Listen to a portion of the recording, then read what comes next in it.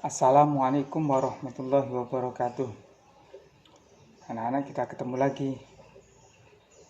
Sama seperti minggu yang kemarin, anak-anak di rumah, Pak Muslim di sekolah. Meskipun begitu, semoga anak-anak terus semangat untuk belajar agar selalu mendapatkan ilmu dari Allah Subhanahu wa Ta'ala. Kita mulai dengan membaca surat Al-Fatihah. Ila hadratin Nabiul Mustafa Muhammad sallallahu alaihi wasallam. Al-Fatihah. A'udzu billahi minasy syaithanir rajim. Bismillahirrahmanirrahim. Alhamdulillahi rabbil alamin. Ar-Rahmanir-Rahim. Maliki yaumiddin. Iyyaka na'budu wa iyyaka nasta'in. Ihdinas siratal mustaqim. Siratal ladzina an'amta 'alaihim ghairil maghdubi 'alaihim waladdallin. Amin. Anak-anak, kita masih dengan pelajaran pendidikan agama Islam yang saat ini dibutuhkan adalah anak-anak bisa mempraktikkan pelajaran pertama tentang jujur. Gitu anak-anak. Jujur itu apa? Jujur itu kalau berbicara apa adanya. Maksudnya begini, ketika anak-anak disuruh, ini contoh ini, ketika anak-anak disuruh oleh ibu atau gurumu, ketika anak-anak disuruh ibu, orang tuamu atau gurumu, disuruh beli es misalnya.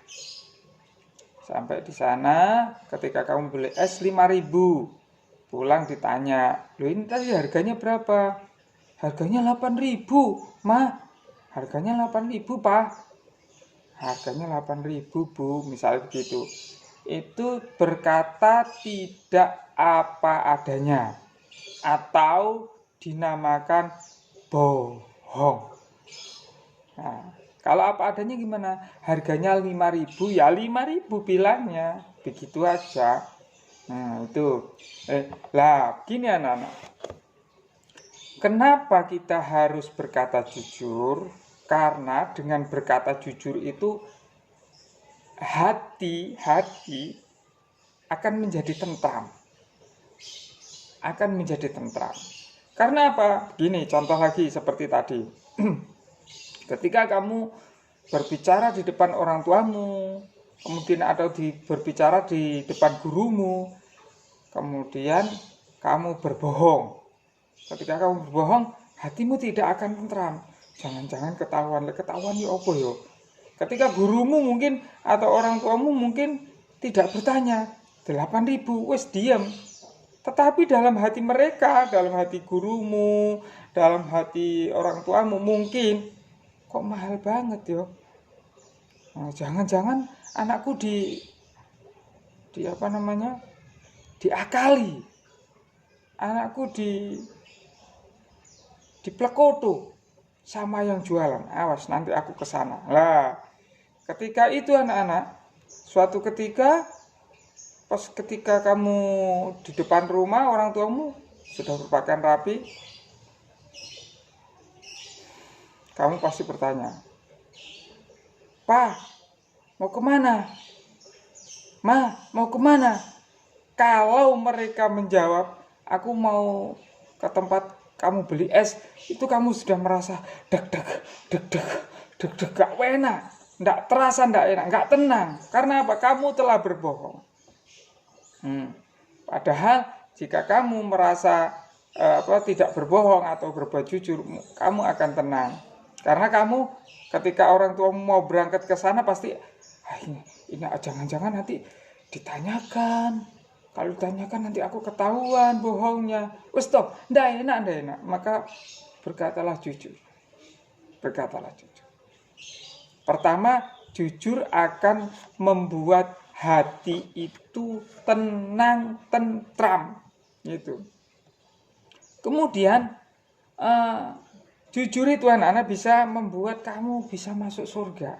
Karena ini sudah jaminan dari Rasulullah Muhammad SAW. Di halaman 12 itu Rasulullah Muhammad SAW bersabda di dalam sabdanya, barang siapa sesungguhnya kejujuran itu membawa kepada kebaikan, dan kebaikan akan membawa orang itu masuk ke surga.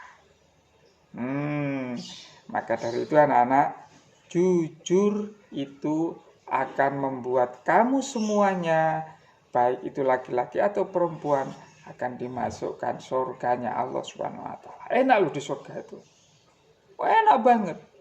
Enaknya gimana? Enaknya itu begini, contoh. Kalau tadi kamu disuruh beli es. Kalau di surga nggak ada orang jualan es. Nggak ada. Tetapi jika kamu pengen es gimana? Kamu tinggal, ini enak paling es itu. Datang! Esnya datang sendiri. Udah tiba. Padahal kita cuma, enak paling seger es itu. Temen, datang. Kalau di neraka, ya Allah, sakitnya minta ampun. Maka dari itu berbuatlah jujur. Ya, kemudian jujur itu di mana saja? Jujur itu di mana saja?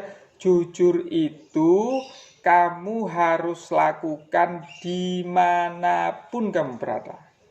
Dimanapun kamu berada. Di rumah, di sekolah, atau di lingkunganmu, atau di mana saja sudah. Kamu harus berkata jujur. Ya. Contohnya kalau di rumah seperti apa?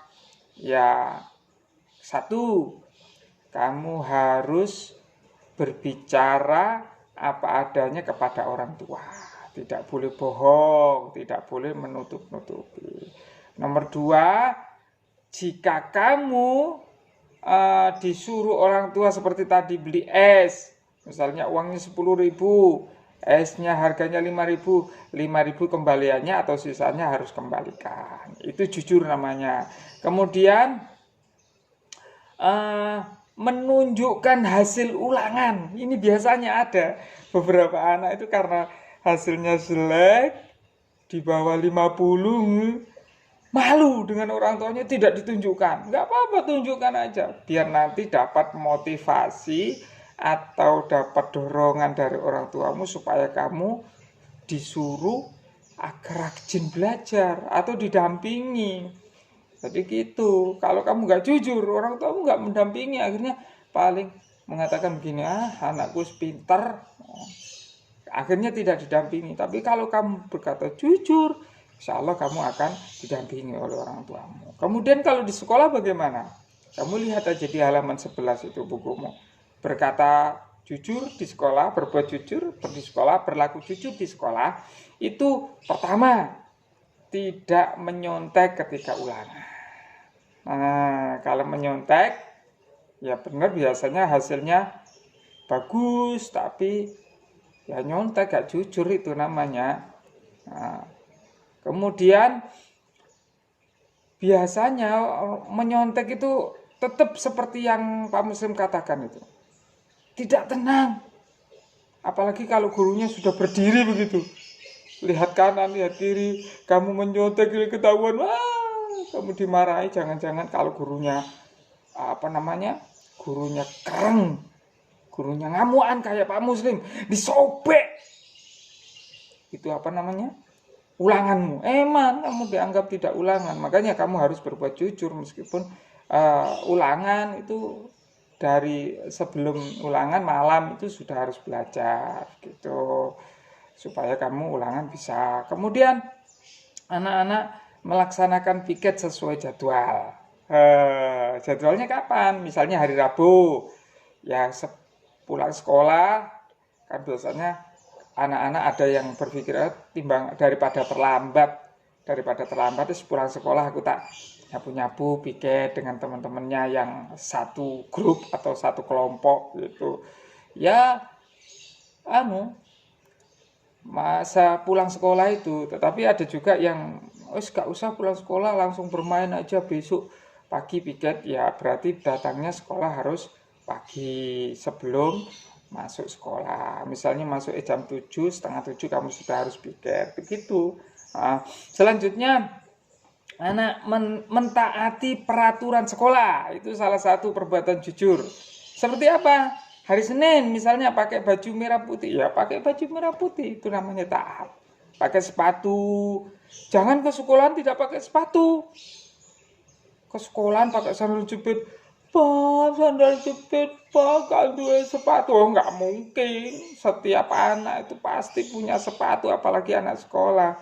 Kecuali kalau kamu bukan anak sekolah, biasanya nggak dibelikan sepatu, belikan sandal. Nah, oleh karenanya anak-anak harus kalau ke sekolah rapi. Makanya diperiksa dulu kalau mau berangkat. Topi, kemudian dasi, bajunya sudah dimasukkan, sudah disetrika bagus, dimasukkan, sudah mandi juga, baru kemudian sepatu, jangan lupa kaos kakinya warnanya merah, warnanya putih atau hitam, jangan sampai keliru. Itu salah satunya mentaati peraturan sekolah begitu. Ketika bertemu dengan Bapak Ibu guru, kamu ucapkan selamat pagi atau assalamualaikum. Ya. Tapi ketika kamu berhadapan, jangan kemudian kalau gurunya sudah lewat baru Pak, assalamualaikum. Jangan, kasihan gurunya nanti bingung jawabnya, mau noleh nanti takut nabrak. Ya, gitu. Selanjutnya anak-anak kalau misalnya kamu terlambat sekolah, ya kamu harus memberi alasan sejujur-jujurnya, tidak bohong. Contoh misalnya kamu disuruh orang tuamu ke pasar dulu, beli sarapan, atau terlambat karena bangunnya kesiangan, atau terlambat misalnya yang di kos-kosan nunggu gantian kamar mandi misalnya begitu. Ya wis, itu yang penting kamu omongkan, kamu bilang ke gurumu seperti itu. Jangan sampai kamu berbohong, karena berbohong itu membuat hati tidak tentram, tidak tenang. Nah, gitu. Kemudian lagi kalau di sekolah, anak-anak masih ingat Bu Ida kan? Bu Ida, Pak Arifin. Nah, kalau misalnya kamu ke tempatnya Bu Ida, ke tempatnya Pak Arifin untuk beli sesuatu, jangan lupa membayar. Kalau tidak bayar, kamu nanti dianggap mencuri, dan mencuri itu dosa. Oke, jadi berbuat jujur itu begitu. Jadi kalau misalnya kamu lupa, segera minta maaf ke Pak Arifin atau ke Bu Ida gitu. Pak Arifin, aku tadi lupa belum bayar gitu. Bilang gitu, terus kemudian dibayar. Jangan sampai kamu tenang-tenang aja, enak, Pak Ipin nggak bayar, dosa itu, masuk neraka. Kalau di masyarakat anak-anak, kalau di masyarakat kamu sedang bermain atau pokoknya di rumah, di sekitar rumahmu kamu sedang bermain begitu, kalau sedang bercerita jangan bercerita bohong, cerita yang kamu karang-karang. Misalnya, di sana tadi ada orang kecelakaan kon, nomor aku masih ingat nomor nomor sepeda motornya kemudian 1515 misalnya begitu. Padahal ada kemungkinan orang yang di sekitarmu juga mendengarkan cerita kamu. Loh, itu kan nomor anak saya misalnya begitu. Kan orang itu kan bisa jantung terus kemudian mati. Makanya kamu kalau di lingkunganmu itu jangan ngarang-ngarang cerita yang bikin orang sakit atau bikin orang stres. Hati-hati ya anak-anak ya. Kemudian jika kamu meminjam sesuatu, kembalikanlah. Ya, kalau pinjamnya itu misalnya palu, jangan kamu kembalikan tang atau obeng. Ya tetap minjam palu, ya kembalikannya palu. Itu. Kalau misalnya kamu minjam sepeda, jangan sampai rusak. Misalnya kamu pinjamnya sepeda itu bersih, ya kamu kembalikan dalam keadaan bersih. Ya, itu salah satu perbuatan jujur yang paling disenangi oleh orang-orang itu karena kejujuran orang kita. Kalau kita nggak jujur, banyak orang yang tidak suka. Kemudian jika kamu menemukan sesuatu, baik itu di jalan atau di depan rumahmu, ada uang misalnya 100.000, kamu ambil dulu uang itu.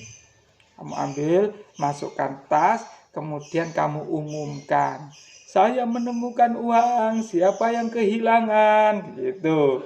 Kalau ada orang yang ngaku-ngaku misalnya, ada orang tua, aku kehilangan duit, berapa bu?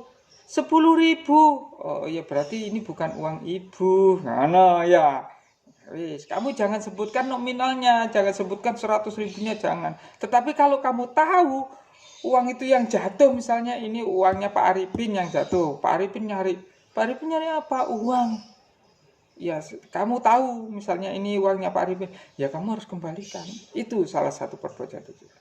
Oke, anak-anak, mudah-mudahan anak-anak bisa melakukan jujur, perbuatan jujur di rumah, ya. Kemudian kamu bisa mengerjakan soal-soalnya di halaman 14, 15, 16, 17 di rumah, ya. Di rumah kamu kerjakan. Ini ABC semuanya, ABC kamu kerjakan. Ada juga yang isian di halaman 14, 15, 16, 17, 18. Ya, kamu kerjakan didampingi oleh kakak atau orang tuamu. Ya, jangan lupa semangat belajar.